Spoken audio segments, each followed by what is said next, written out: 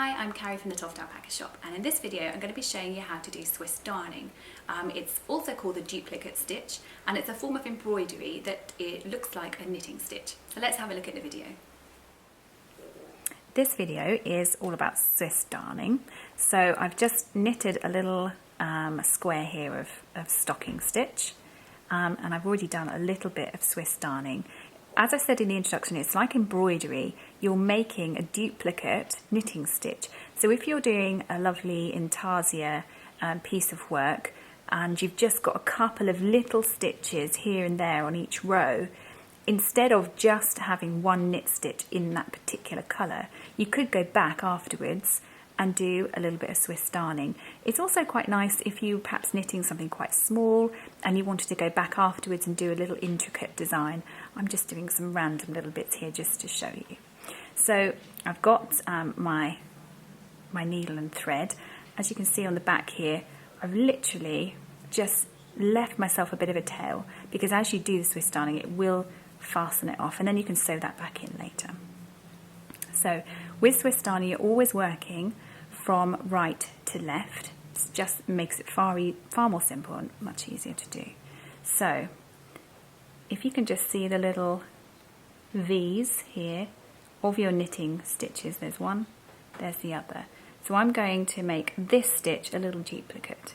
So I go in through the center of the stitch below it, bring the yarn through, and then I'm going to go around the head of the stitch, so the stitch actually loops around and into the second V up there. So I'm going to bring it through. It's almost like you're ignoring. This is the stitch that I want to make the Swiss darn duplicate stitch, but it's almost as if I'm ignoring it and I'm going into the stitch below it to bring my yarn through, and then I'm going to go into the stitch above it.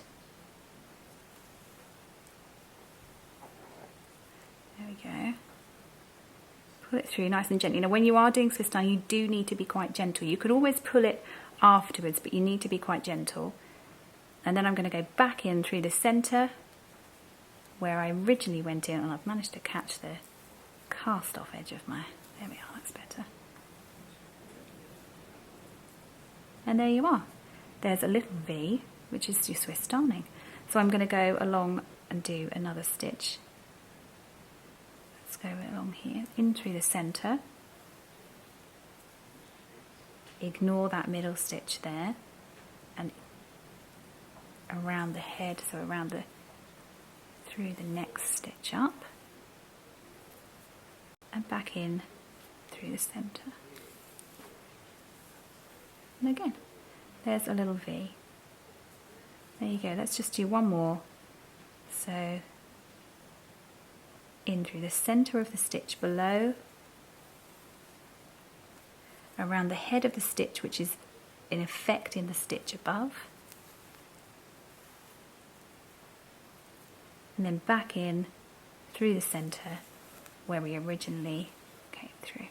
There you go, and that's Swiss darning, and you really can create quite intricate little designs, little heart shapes, little circles, things that might be quite awkward to do whilst you're knitting.